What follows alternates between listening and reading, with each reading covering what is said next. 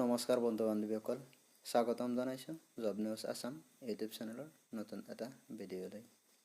আজি আমি এই ভিডিঅ'ত অসম চৰকাৰৰ অসম পুলিচ বিভাগৰ পৰীক্ষাৰ বাবে আহিবলগীয়া কিছুমান অতি গুৰুত্বপূৰ্ণ প্ৰশ্নৰ উত্তৰ আলোচনা কৰিম। তো আহক দেৰি নকৰি ভিডিঅ'টো আৰম্ভ কৰোঁ। প্ৰথম প্ৰশ্ন, কিমান চনত অসম চৰকাৰে অসম গড় নিধন প্ৰতিৰোধ আইন প্ৰণয়ন কৰিছে? উত্তৰ 1954 চনত। 1954 চনত অসম চৰকাৰে অসম গড় নিধন প্ৰতিৰোধী আইন প্ৰণয়ন কৰিছে। 2 নম্বৰ প্ৰশ্ন, কিমান চনত কাজিৰঙাক ভাৰতৰ ব্যাঘ্ৰ প্ৰকল্পৰ অন্তৰ্ভুক্ত কৰা হৈছে?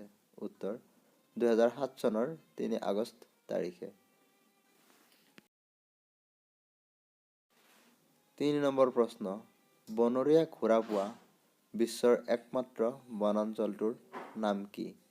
উত্তৰ ডিব্ৰু-চৈখোৱা। ডিব্ৰু-চৈখোৱা ৰাষ্ট্ৰীয় উদ্যানটো পৃথিৱীৰ ভিতৰত একমাত্ৰ বনৰীয়া ঘোঁৰা পোৱা বনাঞ্চল বা ৰাষ্ট্ৰীয় উদ্যান। 4 নম্বৰ প্ৰশ্ন, নামেৰী ৰাষ্ট্ৰীয় উদ্যানৰ মাটিকালি কিমান? উত্তৰ 212 বৰ্গ কিলোমিটাৰ। নামেৰী ৰাষ্ট্ৰীয় উদ্যানৰ মাটিকালি 212 বৰ্গ কিলোমিটাৰ।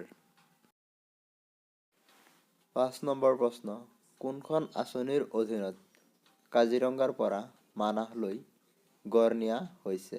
উত্তৰ Indian rhino vision 2020। Indian rhino vision 2020ৰ অধীনত কাজিৰঙাৰ পৰা মানাহলৈ গড় নিয়া হৈছে। 6 নম্বৰ প্ৰশ্ন, কোনখন ৰাষ্ট্ৰীয় উদ্যানক ক্ষুদ্ৰ কাজিৰঙা বুলি কোৱা হয়? উত্তৰ ৰাজীৱ গান্ধী ওৰাং ৰাষ্ট্ৰীয় উদ্যান। ৰাজীৱ গান্ধী ওৰাং ৰাষ্ট্ৰীয় উদ্যানক ক্ষুদ্ৰ কাজিৰঙা বুলিও কোৱা হয়। 7 নম্বৰ প্ৰশ্ন, কিমান চনত কাজিৰঙাক ৰাষ্ট্ৰীয় উদ্যান হিচাপে ঘোষণা কৰিছে? উত্তৰ 1974 চনৰ 1 জানুৱাৰী তাৰিখে।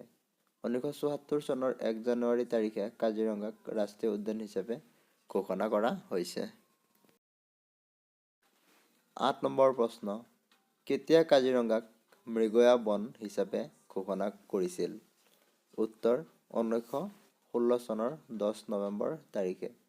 1916 চনৰ 10 নৱেম্বৰ তাৰিখে কাজিৰঙাক মৃগয়া বন হিচাপে ঘোষণা কৰিছিল। 9 নম্বৰ প্ৰশ্ন, নামেৰী ৰাষ্ট্ৰীয় উদ্যানক কিমান চনত ৰাষ্ট্ৰীয় উদ্যান হিচাপে আনুষ্ঠানিকভাৱে ঘোষণা কৰিছে? উত্তৰ 1998 চনৰ 15 নৱেম্বৰ তাৰিখে।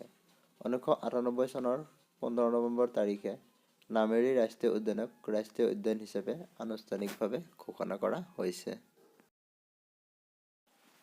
10 নম্বৰ প্ৰশ্ন, ভাৰতীয় সংবিধানত কিমান চনত মৌলিক অধিকাৰসমূহ অন্তৰ্ভুক্ত কৰা হৈছে? উত্তৰ 1976 চনত। 1976 চনত ভাৰতীয় সংবিধানত মৌলিক অধিকাৰসমূহ অন্তৰ্ভুক্ত কৰা হৈছে।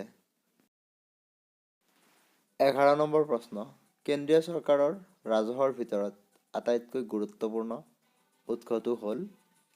উত্তৰ কেন্দ্ৰীয় আবকাৰী শুল্ক। কেন্দ্ৰীয় আবকাৰী শুল্ক কেন্দ্ৰীয় চৰকাৰৰ ৰাজহৰ মূল উৎস। 12 নম্বৰ প্ৰশ্ন, শ্বাহজাহানৰ বিখ্যাত ময়ূৰ সিংহাসন 1739 চনত কোনে কাঢ়ি লৈ যায়? উত্তৰ আক্ৰমণকাৰী নাদিৰ শ্বাহ। আক্ৰমণকাৰী নাদিৰ শ্বাহে শ্বাহজাহানৰ বিখ্যাত ময়ূৰ সিংহাসন 1739 চনত কাঢ়ি লৈ গৈছে। 13 নম্বৰ প্ৰশ্ন, কাৰ দিনত তুলসীদাসে ৰামচৰিতমানস ৰচনা কৰিছিল? উত্তৰ আকবৰৰ দিনত। আকবৰৰ দিনত তুলসীদাসে ৰামচৰিতমানস ৰচনা কৰিছিল। 14 নম্বৰ প্ৰশ্ন, ভাৰতত কেতিয়াৰ পৰা স্পীড পোষ্ট সেৱা আৰম্ভ হৈছিল? উত্তৰ 1986 চনত। 1986 চনৰ পৰা ভাৰতত স্পীড পোষ্ট সেৱা আৰম্ভ হৈছে।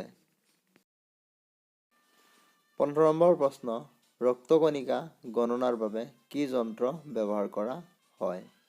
উত্তৰ, হিম'চাইট মিটাৰ। ৰক্তকণিকা গণনাৰ বাবে হিম'চাইট মিটাৰ যন্ত্ৰ ব্যৱহাৰ কৰা হয়। এইকেইটা আছিল আজিৰ প্ৰশ্ন। যদি ভিডিঅ'টো ভাল লাগিছে, ভিডিঅ'টোত এটা লাইক কৰিব। আৰু এনেকুৱা ধৰণৰ নতুন নতুন ভিডিঅ' পাবলৈ চেনেলটো ছাবস্ক্ৰাইব কৰিব। আৰু যদি কিবা ভুল হৈছে এই ভিডিঅ'ত কমেণ্ট কৰি শুধৰাই দিব। ভিডিঅ'টো শেষলৈ চোৱাৰ বাবে ধন্যবাদ।